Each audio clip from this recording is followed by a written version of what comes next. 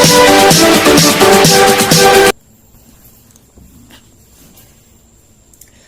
Students, welcome to your next class. Hindi medium के students के लिए फर्स्ट क्लास है।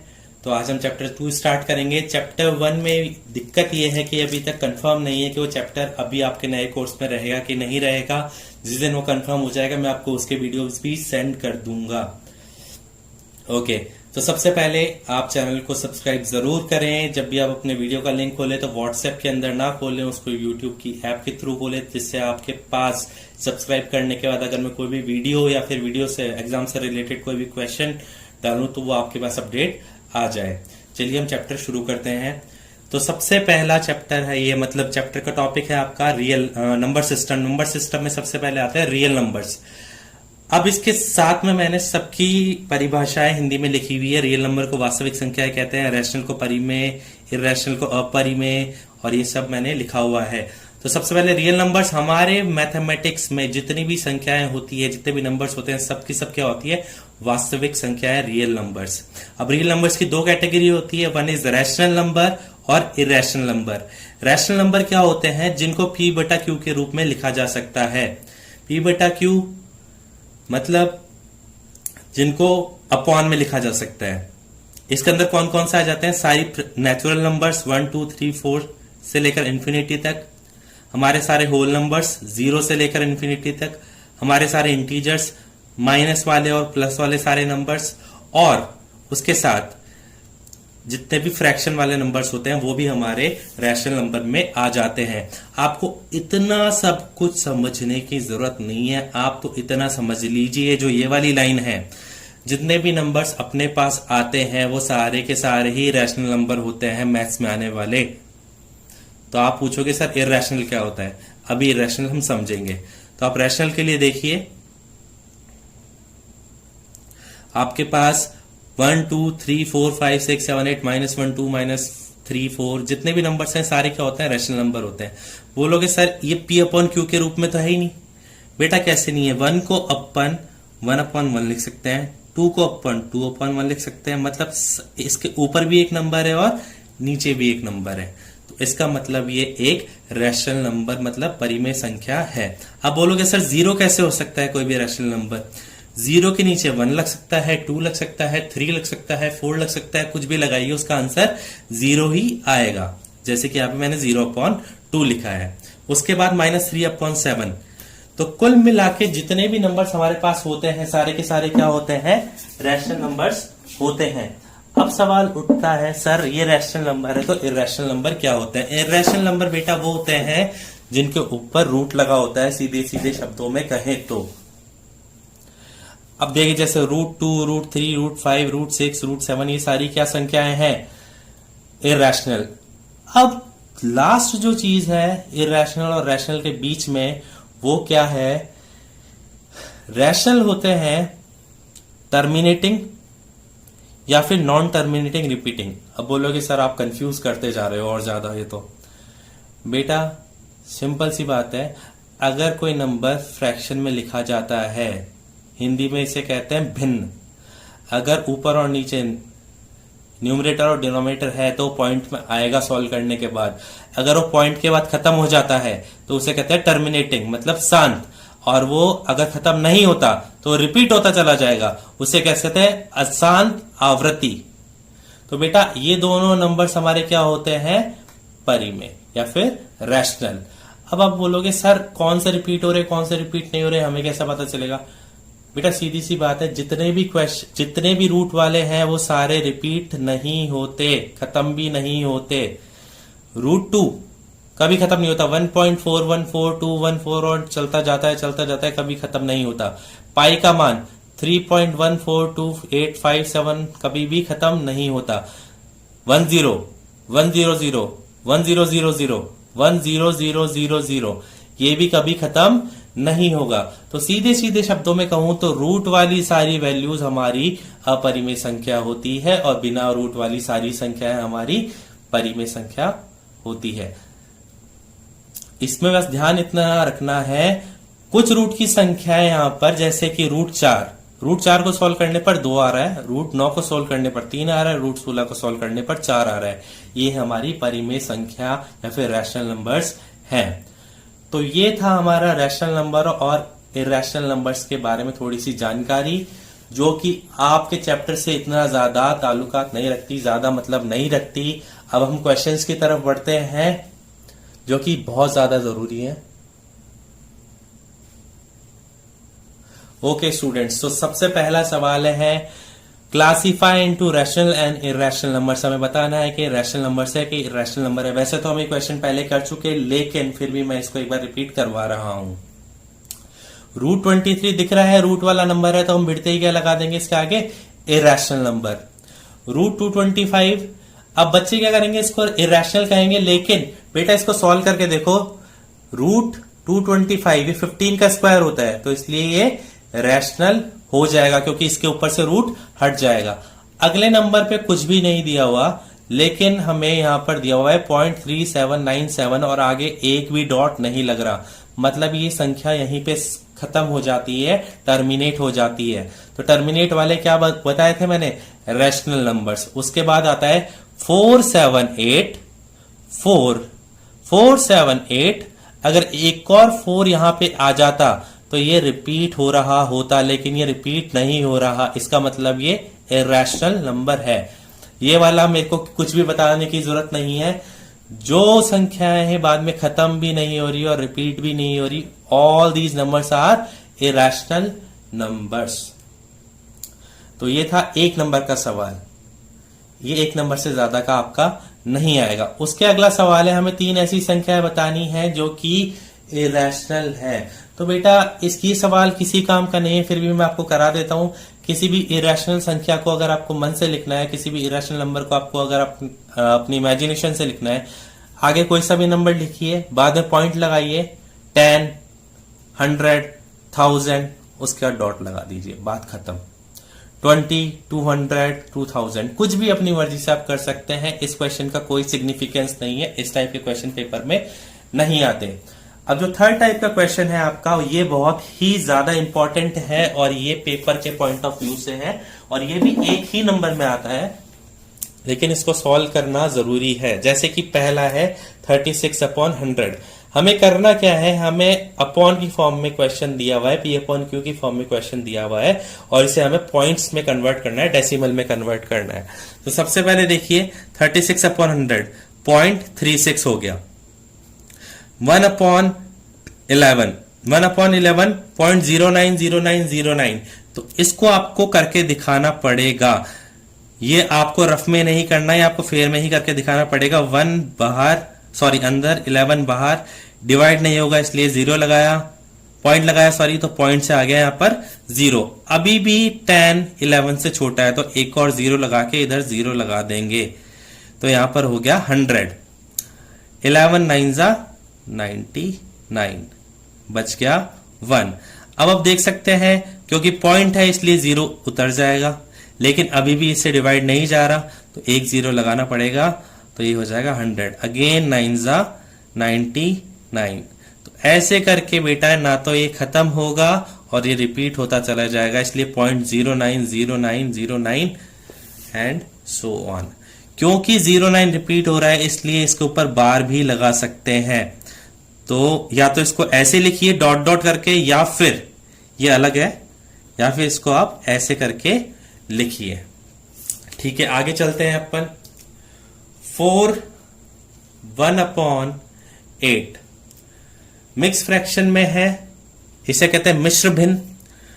4 8 जा 32, 32 + 1 33, 33/8 अपना ये है। इसको आपको डिवाइड करके दिखाना पड़ेगा। ये खत्म हो रहा है 4.125 के बाद ये पूरा पूरा डिवाइड हो रहा है, इसलिए इसको कहेंगे हम टर्मिनेटिंग डेसिमल। उसके बाद 3/13, ये थोड़ा सा लंबा क्वेश्चन जाएगा, ये आपको करके दिखाना पड़ेगा, जिसका सॉल्यूशन मैं ही आपको अभी करके दिखाऊंगा। फिर इसके बाद आ जाता है 2/11, 2/11 0.181818, यह है नॉन टर्मिनेटिंग रिपीटिंग। फिर इसका 329/400, सो 329/400, यहाँ पर इंपॉर्टेंट है। तो दो क्वेश्चन यहाँ पर इंपॉर्टेंट है आपके लिए, एक तो ये वाला और एक ये वाला। बाकी सब आप कर सकते हैं, लेकिन इन दोनों के डिवीजन में आपको अभी करके दिखाने वाला हूं।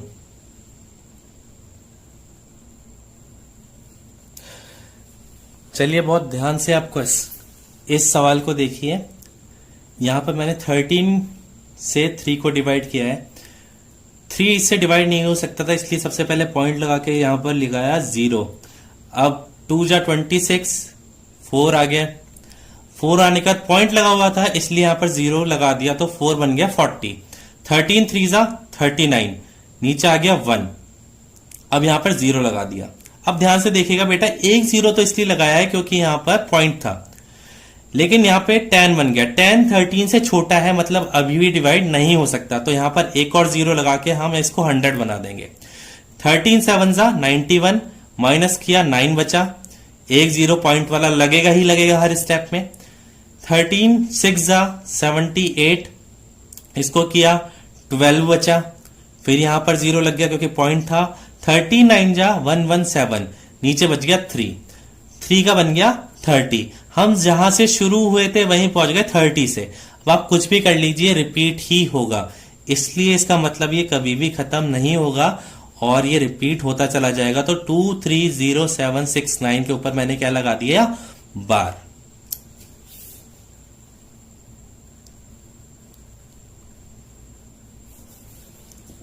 अब बात आती है इस वाले क्वेश्चन की कि मैंने इसको 400 को 4 इंटू 100 क्यों लिखा। देखो बच्चों, ऐसा है, आप 400 से डिवाइड करेंगे तो आपको पॉइंट्स वगैरह में दिक्कत आ सकती है, क्योंकि 400 थोड़ा बहुत ज्यादा बड़ा नंबर है। तो आप इसको 4 इंटू 100 करके कीजिए। 329 को पहले 4 से डिवाइड कीजिए, तो अपने पास आंसर आएगा 82.25, जो कि बहुत ही इजीली आ जाएगा। अब यहां पर पॉइंट है और नीचे 100 है, तो अपन क्या करेंगे, पॉइंट को 2 बार इधर खिसका देंगे और 100 को हटा देंगे, तो आंसर आ जाएगा 0.8225। जैसे कि हमने यहां पे किया था, यहां पर पॉइंट था नहीं, तो हमने इसको पॉइंट को 2 बार इधर खिसका के 0.36 कर दिया। तो बेटा ये क्वेश्चन आपके 1 नंबर में आ सकता है। अगर आपको इसमें किसी भी क्वेश्चन में कुछ भी डाउट हो तो आप कमेंट सेक्शन में मुझसे पूछ सकते हैं यूट्यूब पर। अब हम चलते हैं, अभी हमने किया फ्रैक्शन से डेसिमल में कन्वर्ट करना, अब हम करेंगे डेसिमल से फ्रैक्शन में कन्वर्ट करना।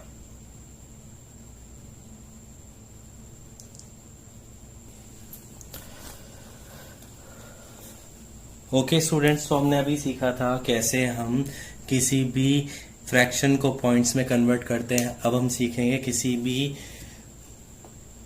डेसिमल को कैसे फ्रैक्शन में कन्वर्ट करते हैं। तो पहला है हमारा 0.3, तो इसको तो सीधा सा है, 1 के बाद पॉइंट है तो यहां पर हम 1 0 लगा देंगे, 3/10 हमारा आंसर हो जाएगा।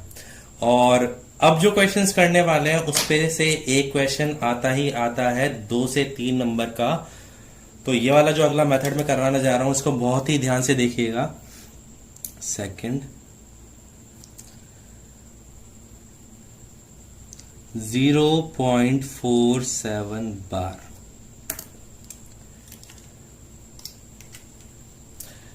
तो हमारी इसकी लैंग्वेज कैसी होगी, क्या इसका मेथड होगा करने का, ध्यान से देखिए। Let 0.47 bar let x is equals to 0.47 bar. हम इसको x के बराबर मान लेंगे। लिखने में थोड़ी सी मिस्टेक हो गई। Let x is equals to 0.47 bar. उसके नेक्स्ट स्टेप में क्या करेंगे, x is equals to 0.474747 dot dot dot equation first. Bar का मतलब होता क्या है कि नंबर रिपीट होगा। कितनी बार रिपीट होगा, जितनी बार हम चाहे हम 3 बार रिपीट करेंगे। अब देखिए बार कितने नंबर्स है, बार है हमारे 2 नंबर्स पे, तो हम इसे मल्टीप्लाई करेंगे 100 से। Multiply by 100, so 100x is equals to, जैसे ही इसे 100 से मल्टीप्लाई करेंगे तो ये पॉइंट खिसक के आ जाएगा इधर, तो ये आ जाएगा सॉरी 47.47 एंड सो ऑन। अब आप बोलोगे सर यहां पर तो है ना एक ही वो आना चाहिए था, आपने है ना मतलब 2 ही 47 आने चाहिए थे, आपने 3 क्यों लिखे? बच्चों बात ऐसी है, बाढ़ लगने के बाद क्या होता है, बाढ़ लगने के बाद मेरी मर्जी है मैं कितने भी 47 लगाऊं उसके बाद।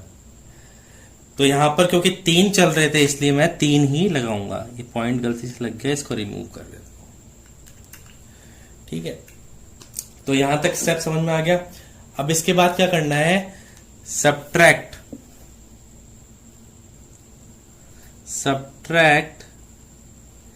Equation first from second equation में से फर्स्ट इक्वेशन माइनस करेंगे। तो ध्यान से देखिए, 100 में से 1 गया तो 99x इज इक्वल्स टू, बहुत इजी तरीका बता रहा हूं, हर क्वेश्चन में फॉलो करना है। पॉइंट के बाद क्या है मेरे को उससे कोई लेना देना नहीं है, वो किसी भी दुनिया के किसी भी सवाल में नहीं बचेगा, किसी भी क्वेश्चन में नहीं बचेगा। पॉइंट से पहले क्या है, यहां पे पॉइंट से पहले है 47, यहां पे पॉइंट से पहले है 0, तो 47 में से 0 माइनस किए तो 47 एज इट इज आ जाएगा। सो x की वैल्यू हो जाएगी 47/99 and this is your final answer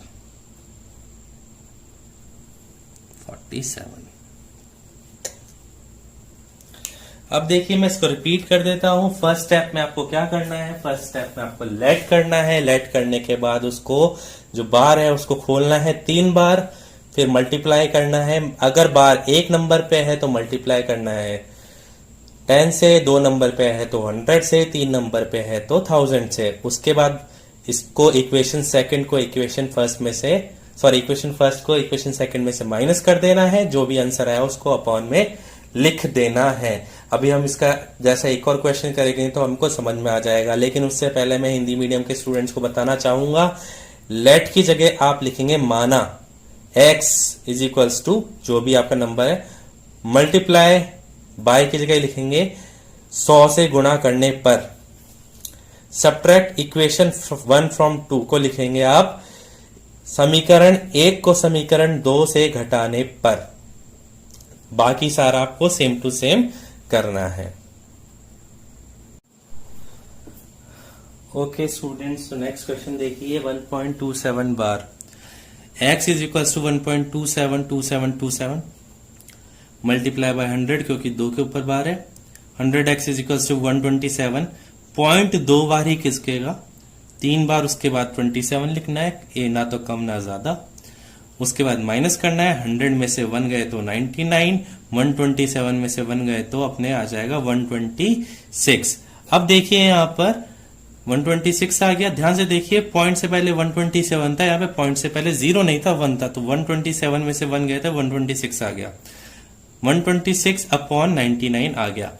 यहां पर कुछ भी कैंसिल नहीं हो रहा था इसलिए हमने कैंसिल नहीं किया है, लेकिन यहां पर कैंसिल हो रहा है, और कैंसिल होने के बाद क्या आएगा 126/99, तो ये हो जाएगा, इसको हम 9 की टेबल से काटेंगे तो 14/11 इज योर फाइनल आंसर। अगर आपने ये आंसर नहीं लिखा काट के तो आपके आधे नंबर पक्के कटेंगे।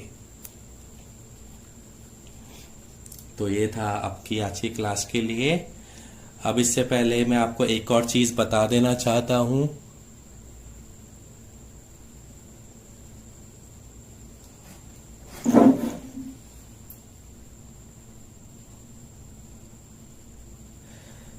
मैं बताना चाहता हूं बेटा, जब भी आप होमवर्क में ये वाला क्वेश्चन करेंगे, क्वेश्चन नंबर 3, तो आपको जैसे क्वेश्चन नंबर 2 है, सेकंड का जो डिवीजन है इसके साथ ही दिखाना है आपको नीचे, इसमें जो भी डिवाइड होगा आपको इसके साथ ही दिखाना है, 4th का डिवीजन इसके साथ ही दिखाना है। मैंने आपको रफ में करके दिखाया, मेरी तरह नहीं करना, आपको ये बिल्कुल साथ ही साथ दिखाना है कि ये डिवाइड करके आया कैसे। कोई भी रफ में नहीं करेगा, 2/11 लिखेंगे, ये आंसर लिखेंगे, ये आंसर लिखने से पहले आपको डिवाइड करके दिखाना पड़ेगा कैसे आया।